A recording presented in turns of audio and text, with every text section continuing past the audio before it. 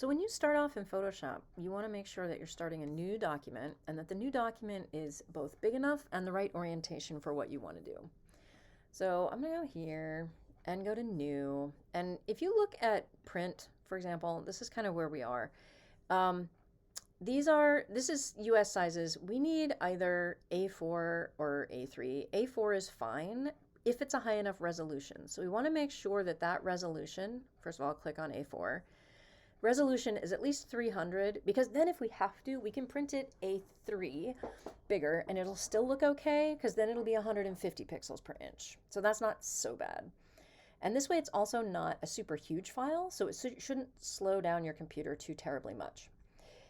If you know you want to do a portrait view, so vertical, go ahead. If you know you want to work horizontal, go ahead and do that. I'm going to think horizontally, I think, for this one, just because. The rest of this should be fine. And then we're going to create. So again, just the basics to get yourself a document. The other things that I'm going to suggest up here, when my Photoshop pops open, a lot of things pop open because I do a lot of work in here and I have a lot of things that I see automatically. You can go up under Window and Workspace. I have it on the Essentials. I'm going to reset this to the Basic Essentials. So this is what you might see if it just comes up. That's the space I'm going to work in so that you know where, if you see a different interface, your tools might be in a different place because you might be using painting or photography or graphics. But I'm just going to use the Essentials so you can go from there. We're really talking about how to work with layering. So first of all, you'll notice that this is untitled and it's not yet saved. So I'm going to do Command S and save. You can go up here, save as. And I want to give it a name, and this way I'm not going to lose any of the work that I'm doing. I'm just going to do layering 1. You could call it something more descriptive. You're probably going to have more than just one file, so just be aware of that. And I'm going to stick it on my desktop so I know where it went.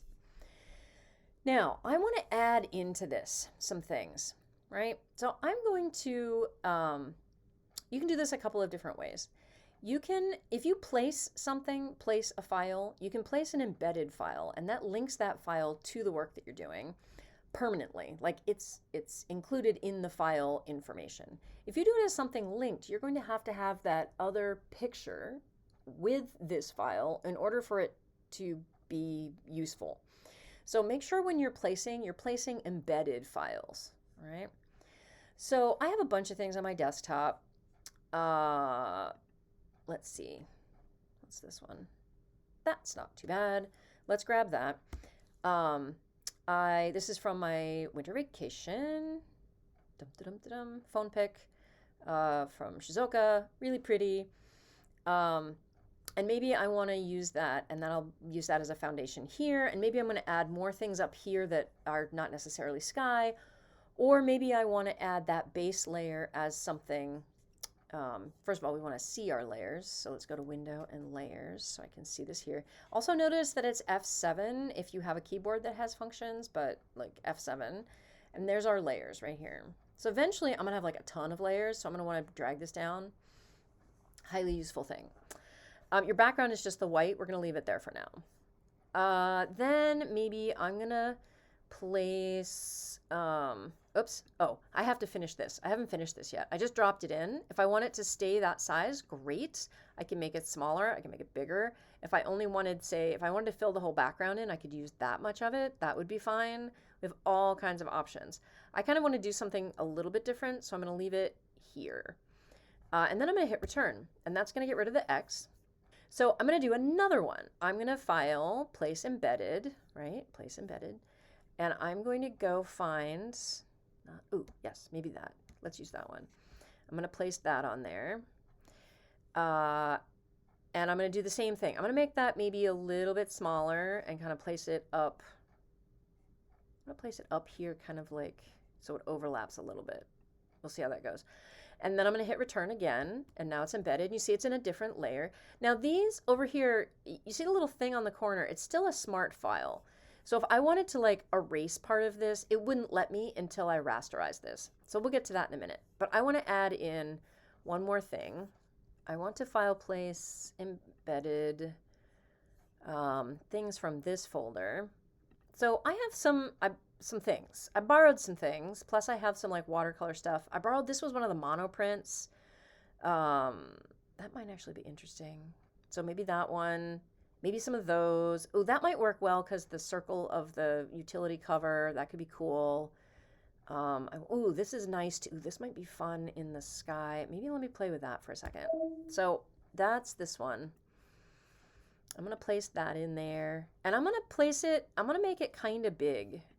Because if you make it bigger when you're placing it, then you have more pixels to work with than you might otherwise. All right, so that's in there.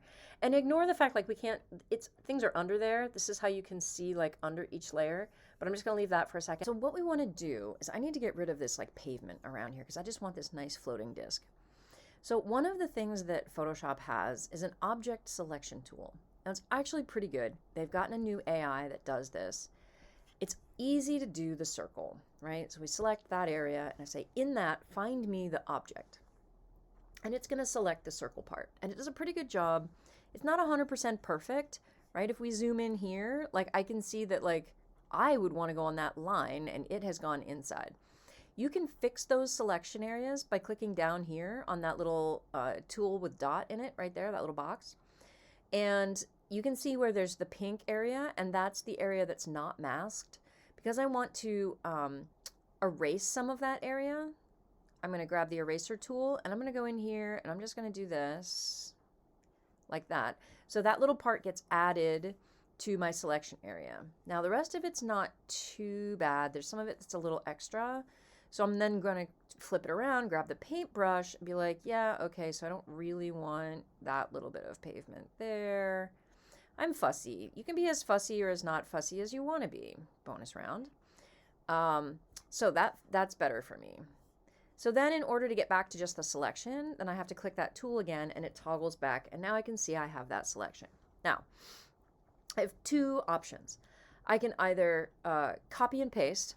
I can copy that, Command C, and then hit paste. And you can see over here where I have just pasted that selected disk in.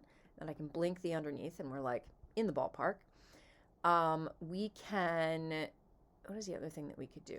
We could also, if we wanted to, go back up here and reselect. There we go. That has this selected. If I hit delete, it's actually going to delete the selection. But if I change the selection and inverse it, it'll select everything else on that layer. And I can, oh, it's not going to let me hit, oh, because I'm not on the right layer. Let me hit delete. Now, this is where it's going to say we can't do that because this is still a smart object. That's that little icon that's here in the corner. So if I say, yeah, okay, I want to make this editable, please turn it into a not smart object. I need to go over to layer and rasterize my smart object, right? So layer, rasterize, smart object will let me turn that into a not smart object anymore. And you'll see how this doesn't have that little thing in the corner. This one's a smart object. This one's not a smart object, okay? Now I can hit delete and it'll get rid of the excess background there. So now I have just this cool disk, which I can play with. And to unselect everything, I can just Command D. That I can now do all kinds of things with, right? So I can move it around. I can make it bigger, smaller, make a bunch of them, do whatever I want. So that was one thing I wanted to play with. Another thing I wanted to play with was something like this. I want the white to go away, right? So if we just cut the white out, it doesn't, sometimes it leaves a little edge that's not quite a white pixel, but it's still light, and so it shows up white, and it's kind of annoying, right? Right, we go over here to the, to this one, and we say to the magic wand tool, and we click on the white and we say, okay, make sure I'm on the right layer. Click on the white and it kind of gets all the white, but it's not really getting all of it. And it's sort of all over the place. Maybe I decide that I want like a little bit better tolerance. So it's a bigger number. And then I can reselect, and that selects a little bit better, but even so, the edges are kind of like iffy, and I don't know how I feel about that. But I could get rid of some of that, right? I could hit delete, and oh, and it's going to do the same thing. I'm like, okay, yes, layer, rasterize, smart object. I should do that when I bring it in. Now I can hit delete, and you can see how, like, we can see through this, but there's still like little bits of white kind of around, right? And it only did it inside the thing, so there's some extra white there, and I don't really want that. But this is not so bad. And I can put this back over here. I really only want it kind of, oh, that's gonna be a problem. That's all right, I'll go get rid of the rest of the white. This way and this way. That's, grab this, hit the white again, hit delete again, unselect, close enough, delete that, deselect. Okay, so now I have this cool like shapy object thing, and I have this thing, and I'm starting to see, oh, that's really annoying. Starting to see where I've got extra stuff here. I don't really need any of that.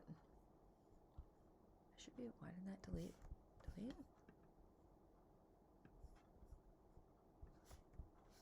I'm on the right layer. There we go. Yeah, so we've got some options there. If I wanted to put this over the sky to have like a painterly-ish sky, I could do that. I could take some part of this, like maybe this part, maybe this much of it, and double it up, and then we can blink that for a second. So if I really only want this in the sky part, I can put this here, kind of like that, and maybe sideways, because straight up and down is boring.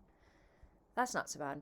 Now, one of the interesting things that you can do with this is you can sort of see through this. Now, one of the easy ways to see through something is change the opacity, right? So like you can see it, you can see the trees better now, you can see a little bit through it, these kinds of things. It really becomes evident if I do it to the, to this, right? So if I select that layer and I change this opacity to something like, now you can sort of see through things and you're starting to layer up that way. That's one way to do this. Another thing that you can do, I'm going to bring this layer back to 100% opacity, is you can change blending modes. So these are a little bit weird, and probably not a lot of you have used them, but you can change the way one layer interacts with another layer. So I want this layer to interact with the layer below it, right, in different ways. So as normal, and we'll kind of zoom this in so you can see, in normal blending mode, this is just over it, right? You can't see through them. There's no transparency. You can only see through like the holes, right? You can see through the holes, but you can't really see through the paint. If I do this blending mode as a darken, anything that is darker will show through the upper layer, right? That's on top. If we do multiply, then the purple paint that's on top makes that much darker everything that's underneath it, but you still can see the things underneath it. See how that changes it? Color burn makes the color underneath get more intense wherever the thing that goes over it goes on it. And I kind of like that because I'd forgotten about the sunset being that intense. That's kind of fun. So color burn, we'll come back to that. Linear burn, it just makes it darker. Darker color shows up more, lighter colors don't. Lighten it, anything that is lighter, which again, I took all the white out, so that's nothing, sort of shows up. Otherwise, we can make it lighter with the screen, the color dodge, a linear dodge. The overlay is where you start to get sort of that like semi-transparency, and it's more subtle. And you get a hard light, it's a little, like the colors get a little punchier under some of these. The difference between the two, well, it like inverts the colors and things. Exclusion, subtracting, dividing, like all of these things. Just go through and see what it does, right? Like that actually, that hue thing was actually pretty cool there for a sec. But I think I love this, where'd we do the color burn? This one. Ooh, liking it, right? And that kind of keeps it in that area, and it does different things to wherever that texture is. I like that. For that one, it's working for me. And for this is my disc, right? You know what I want to do, I think? I want to kind of turn this into the moon kind of thing, like up here somewhere. And I still need to do something with the sky because it's really boring. And maybe maybe all I want to do is, let me fill the sky in for a second, right? So, sky, this color blue, I want this color blue. How do I get that color blue? I go to the eyedropper, I go over here, I make sure I'm on the layer that has the blue in it. I click on it, thank you very much, and it makes it the foreground color over here. Now I can go to my paint bucket, which if you don't see the paint bucket, it's under the gradient tool. And I can, on this layer, if I dump paint in here, oh, it's a smart layer still. I keep forgetting. Every time you bring something in, just rasterize it into making it not a smart object. All right, so now I can just dump that blue in there, and it blends in some places, and it doesn't blend as much in the other, but like close enough, right? So now you can play with this. And let's say I only wanted to see part of this, because this whole round thing is a little too regular for me. Or maybe I wanted to put like, anyway, you can mess around with this. Or I want to put it maybe behind, oh, this is a good thing. I want to put it behind, so it's like behind I'm going to bring this opacity back up. I want it behind the tree. How do I do that? Let me show you something cool. I'm going to blank this for a second. You can, this palm tree, I want to select the palm tree. To do that, I can work with that object selection tool again. I'm going to blank this for a second too, just so I can see what I'm doing. Let's say I want to select this tree. Boom. Let's see how it does. This is so good. This used to take forever. Oh, because I'm on the wrong layer. Yes, I'm on the wrong layer. Make sure you're on the right layer. You're going to be on the layer you're trying to select, otherwise it doesn't work.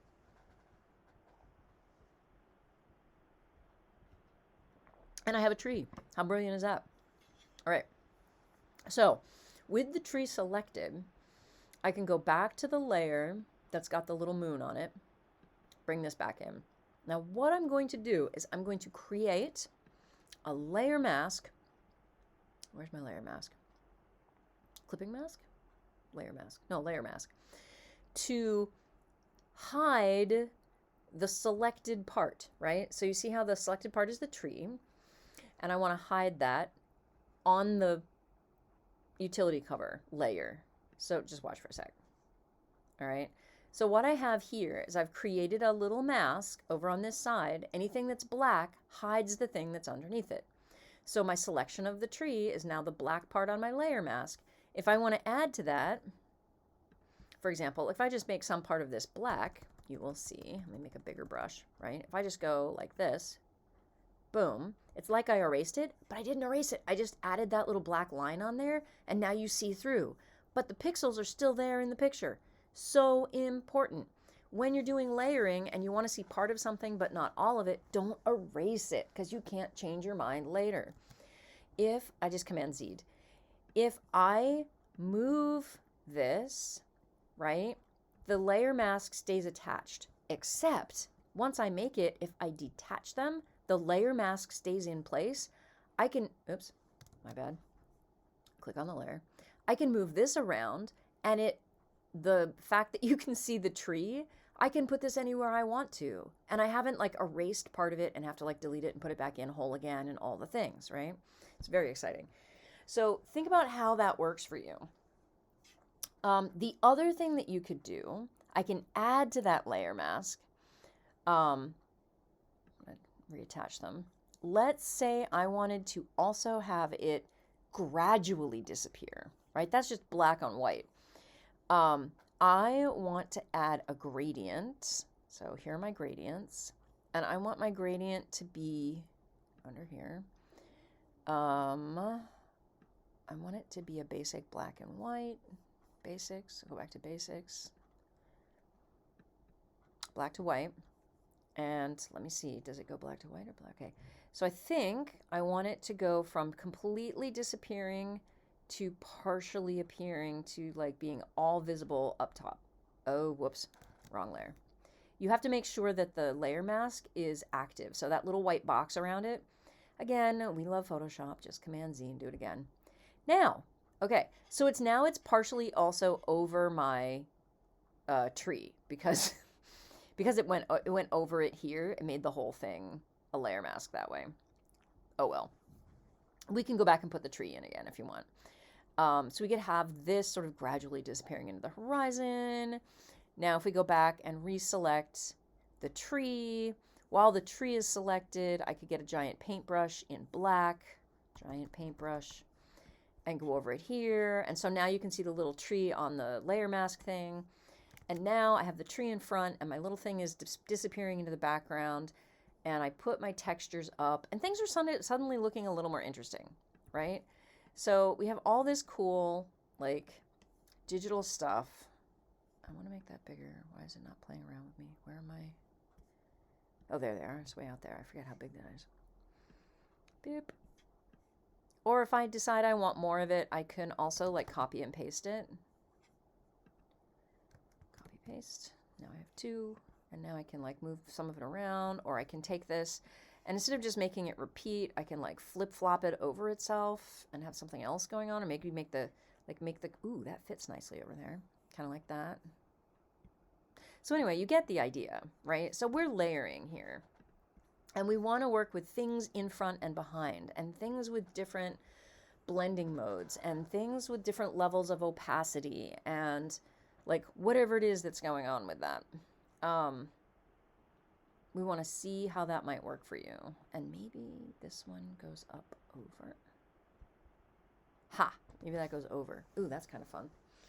Maybe it's too much. I don't know. You can also like have a blending mode and change the opacity. So like it doesn't have to be all super intense.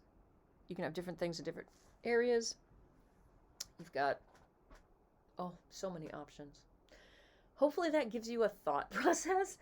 Have a reason for doing things. I'm sort of thinking about like tires on the road and the moon. Well, the sun went down, the moon came up, right? This is the Mount Fuji's around the corner from here. This is all my sort of experience at the beach for this ride. I probably want to do a picture or a lino. Like remember I was doing the lino cut of my bicycle.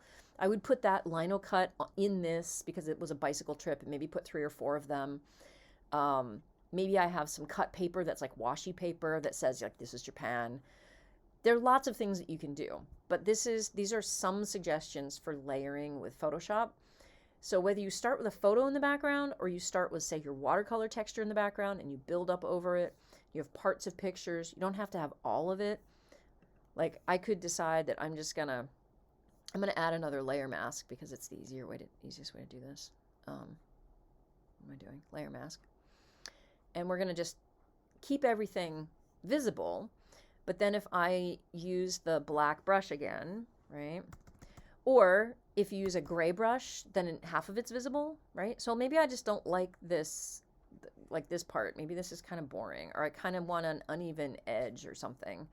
I can do that, and then I could put underneath here, let's do File, Place Embedded.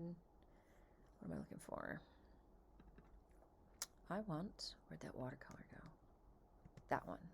Super pretty. Totally the wrong color because it's got greens and blues and whatever on this, but I really like the textures. So we put this down here, and I make it big enough. First of all, crop the thing so you don't have like table texture in the wrong places. But you get the idea, right? So we're going to fill that in, and we're going to have this cool like watercolory texture thing going on back here. Boom de yada. And if I'm like, okay, that's great, but I need it to be, oh, first of all, let me not forget, rasterize, smart object, yay. It's really yellowy green, and I have all these purples and oranges going on. I can also do a adjustment layer and change the color balance. I can also do, actually hue saturation might do it too. Depends on how serious we want to go. But I can literally like change the color on that, see? By just sliding this around. And then the colors can go a little, ooh, yeah, that's kind of fun. Go a little, oh, with the sunset. Oh, that's nice. Let's do that. And you can either like oversaturate or not, depending. And you could make it like a little bit lighter if you wanted, or a little bit darker if you wanted. Ooh, that's kind of fun. See how that goes better? So you can really adjust these things. The interesting thing about that in the layers, there's the only thing below this is the watercolor layer. So it's only adjusting that. If I put this, let me bring this layers thing out here. If I put this higher, it would do that to everything, and I really don't want that to happen. But I can also hold the Option key down and attach that to just this layer. So now it won't affect any layer, even if I have other layers underneath there for some reason. So that's something to think about. Yeah. Oh, maybe I want to take a brush with I'm going to go for like a medium gray-ish. Yeah, a little lighter. There we go. And go back to this. Nope, this one. And do some more of that sort of like I want this to I want that to blend. Hello. And also, my brush does not have a very soft edge. I really want a super soft edge here. So those are your brush controls up there. Do this. See how I'm softening this? And you like fading the thing into it? Ooh, this is way better. I can fade that in and fade that in and fade that in. Oh, that's kind of fun. I can fade that in up here too if I want to, right? Oops, except I didn't make it big enough to cover the whole thing.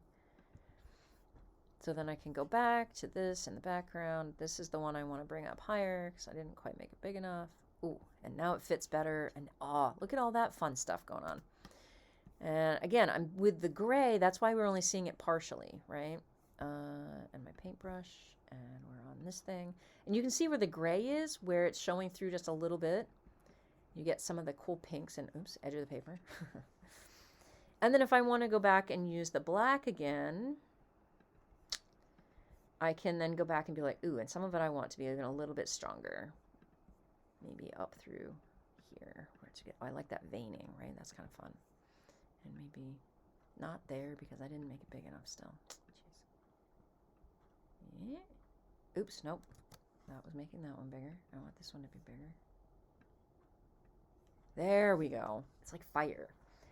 All right, so I'm working on being happy with this. Now, if you are going to work fully digitally, then keep going. This is like basic, did a few layers, kind of blendy, fun, but not really done yet.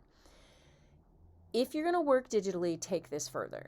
If you want to then take this and print it out and then use it to then use your lino block on, like literally on top of the printout from the printer and collage things and collage them in physically, then you can do that. So you don't have to stay digital, but you can do some digital things and then print it out and then do the collage and like use the watercolor paint, use the lino cut block print, use the mono printing with the jelly plates right onto the physical thing that you printed off the copier, right? And the cool thing about that is you can print out 3 or 4 of these and do different things and decide which one you like, which is also fun. So there's a ton of ideas for you. Key things to remember here, right? Layers, rasterizing, so you can do things like deleting and editing and cropping and erasing and painting and things. Opacity for just general see-throughiness. Layer masks so that you can make some things not seen, but they're not actually erased. And then you can move things around and change your minds. Have some fun. Yeah, if you have questions, holler, and we can go from there. But hopefully this will get you started and give you a reference for those parts of Photoshop that maybe you haven't played with before. The other thing too, if you can tell in the layer what it is, that's good. If you can't, and maybe you want to name it,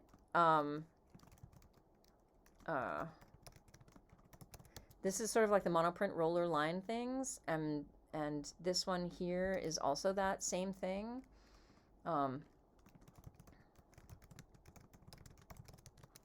So we've got a couple of copies. This is the background, but we can tell that from the photo. This one we know is the watercolor blue, yellow texture that we're playing with. So sometimes it helps to do that. And then if you've got groups of things, like you really get serious with your layers, you want to group them and label them and whatnot so you can keep track of it. And also it helps to have it out here where you can have all your layers where you can see them. It's useful. Yeah, those are the big things. Have fun, enjoy, and let's see what you come up with. Yay!